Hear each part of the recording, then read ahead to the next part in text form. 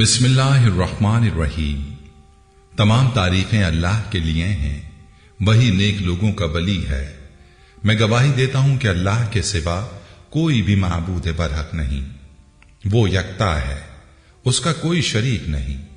और मैं ये भी गवाही देता हूं कि हमारे नबी मोहम्मद सल्लल्लाहु अलैहि वसल्लम अल्लाह के बंदे और उसके रसूल हैं। या अल्लाह इन पर, इनकी आल और तमाम सहाबाए किराम पर रहमतें, सलामती और बरकतें नाजिल फरमा। अस्सलाम वालेकुम इस्लामिक टीचर के प्यारे भाइयों और मेरी बहनों, आज की वीडियो में हम आपको 4 ऐसे अंबिया किराम के बारे में बताएंगे जो कि आज भी जिंदा हैं। ये 4 नबी कौन कौन हैं, मुकम्मल तफसील आपको बताएंगे, लिहाजा वीडियो को आपने स्किप नहीं करना और आखिर तक लाजमी देखना है। प्यारे भाइयों, मुख्तलिफ रवायात और अहादीस नबवी की रोशनी में 4 ऐसे अंबिया किराम का जिक्र मिलता है जिनको अल्लाह तबारक व तआला ने आज भी जिंदा रखा है। लेकिन असल सवाल यह है कि इन 4 नबियों को अल्लाह तबारक व तआला ने किस वजह से जिंदा रखा है और ये 4 नबी कब तक जिंदा रहेंगे। तो चलिए तफसील आपको बताते हैं। प्यारे भाइयों, हजरत ईसा अलैहिस्सलाम पहले नबी हैं जिनको अल्लाह तबारक व तआला ने मौत नहीं दी और जिनके हमेशा जिंदा रहने का जिक्र खुद कुरान पाक में मिलता है। जब हजरत ईसा अलैहिस्सलाम ने नबूवत का ऐलान किया तो उन्होंने अपने इर्द गिर्द के लोगों को जमा करके फरमाया कि मैं अल्लाह तबारक व तआला की तरफ से भेजा हुआ नबी हूं और मैं दावत हक देने के लिए मबूस किया गया हूं।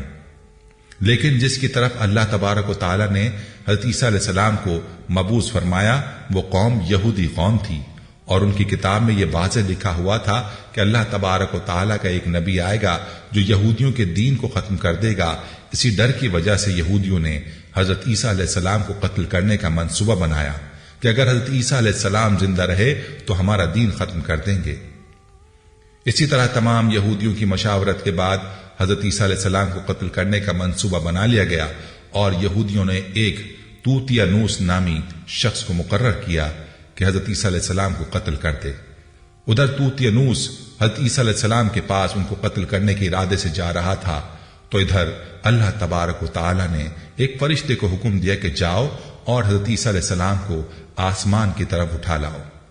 वो अल्लाह के हुक्म की तामील करते हुए हजरत ईसा अलैहिस्सलाम की तरफ गया और हजरत ईसा अलैहिस्सलाम को 7 आसमानों की तरफ ले आया।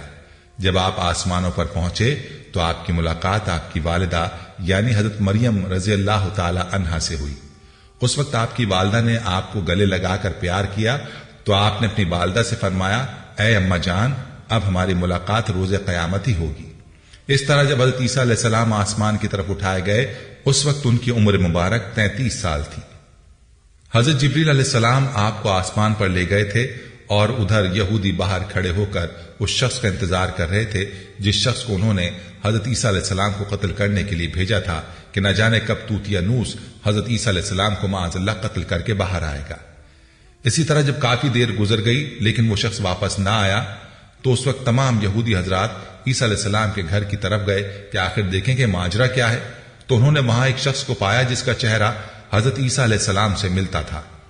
उन्होंने उसको कत्ल कर दिया और कत्ल करने के बाद उन्होंने देखा कि ये तो हजरत ईसा अलैहिस्सलाम जैसा है, पर यह तो हमारा भेजा हुआ वो शख्स है जिसको हमने हजरत ईसा अलैहिस्सलाम के कत्ल के लिए भेजा था। ये मौजज़ा देखकर तमाम यहूदी परेशान हो गए। प्यारे भाइयों, याद रहे कि कुर्ब क़यामत हजरत ईसा अलैहिस्सलाम इस दुनिया में तशरीफ लाएंगे जैसा कि हदीस में इसका जिक्र मिलता है। प्यारे भाइयों, ये था तज़किरा हजरत ईसा अलैहिस्सलाम का जो पहले नबी हैं, जो अभी भी जिंदा हैं। चलिए अब बात करते हैं दूसरे नबी की जिनको अल्लाह तबारक व तआला ने जिंदगी अता फरमाई हुई है। भाइयों, वो नबी हजरत खिज़र अलैहिस्सलाम हैं। हजरत खिज़र अलैहिस्सलाम जाहिरी तौर पर उस वक्त इस दुनिया में तशरीफ लाएंगे जब दज्जाल इस दुनिया के अंदर दाखिल हो चुका होगा और इस दुनिया के अंदर अपना फितना फसाद फैला रहा होगा और दज्जाल लोगों को अल्लाह तबारक व तआला के दीन से दूर करेगा। उस वक्त हजरत खिज़र अलैहिस्सलाम लोगों को अल्लाह तबारक व तआला के दीन का हुक्म देंगे और उनको अल्लाह तबारक व तआला की वहदानियत की तरफ बुलाएंगे। और एक दूसरी रिवायत में आता है कि हजरत मोहम्मद मुस्तफ़ा सल्लल्लाहु अलैहि वसल्लम सहाबाए किराम को हजरत खिज़र अलैहिस्सलाम का किस्सा सुना रहे थे।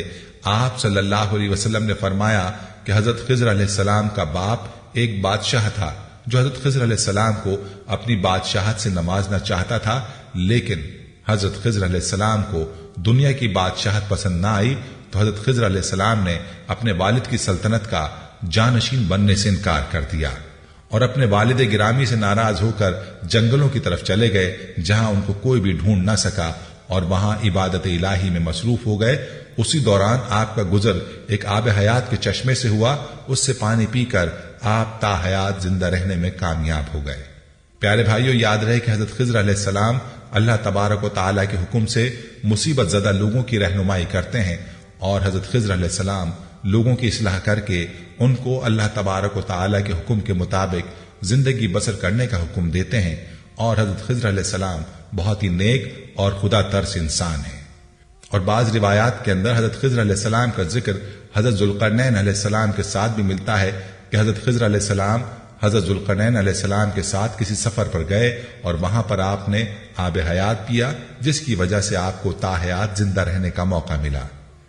پیارے بھائیوں، حضرت عیسیٰ علیہ السلام اور حضرت خضر علیہ السلام کے بعد تیسرے زندہ نبی جن کا ذکر قرآن میں ملتا ہے وہ حضرت الیاس علیہ السلام ہیں۔ آپ کا ذکر قرآن پاک میں 2 جگہوں پر موجود ہے، جس کی تفصیل میں بیان کیا گیا ہے کہ حضرت الیاس علیہ السلام کو ایک نورانی گھوڑے پر بٹھا کر آسمانوں کی طرف لے جایا گیا، جس طرح کہ حضرت انس رضی اللہ تعالیٰ عنہ سے روایت ہے کہ وہ فرماتے ہیں کہ میرا اور حضرت محمد صلی اللہ علیہ وسلم کا گزر ایک پہاڑی سے ہوا، وہاں سے گزرتے ہوئے ہمیں ایک آواز سنائی دی کہ اللہ تبارک و تعالیٰ مجھے بھی حضرت محمد صلی اللہ علیہ وآلہ وسلم کا امتی بنا دیتے۔ یہ آواز سنتے ہی اللہ تبارک و تعالیٰ کے نبی نے مجھے یہ حکم دیا کہ انس رضی اللہ تعالیٰ عنہ اس آواز کا پتہ لگاؤ یہ کون ہے۔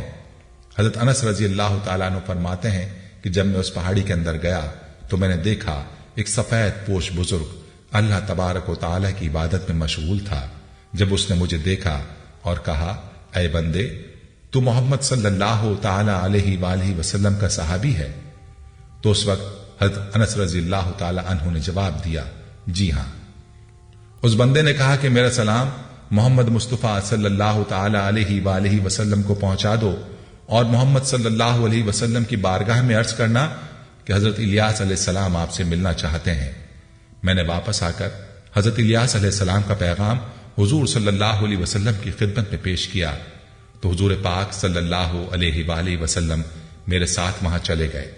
جب ہم لوگ حضرت الیاس علیہ السلام کے پاس پہنچے تو میں پیچھے کھڑا ہو گیا، تو حضور پاک صلی اللہ علیہ وآلہ وسلم اور حضرت الیاس علیہ السلام دیر تک آپس میں بات چیت کرتے رہے۔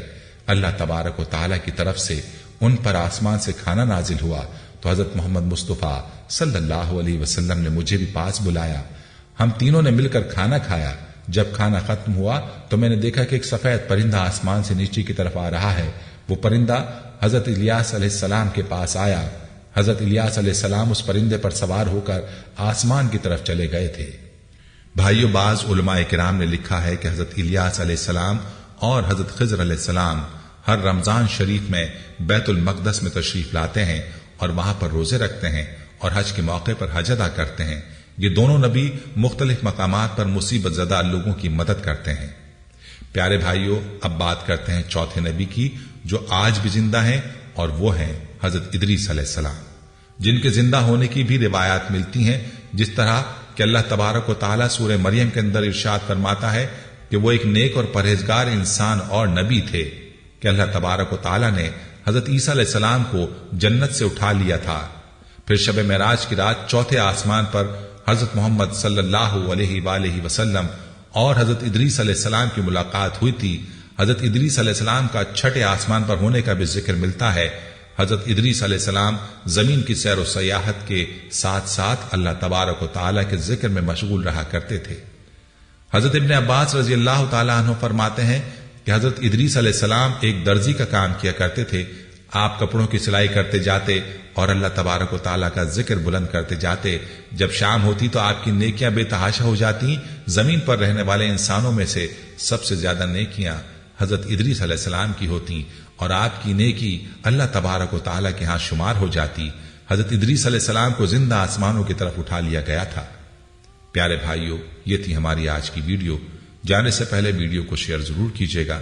پیارے بھائیوں، ہم یہ امید کرتے ہیں کہ آپ کو ہماری آج کی یہ ویڈیو ضرور پسند آئی ہوگی۔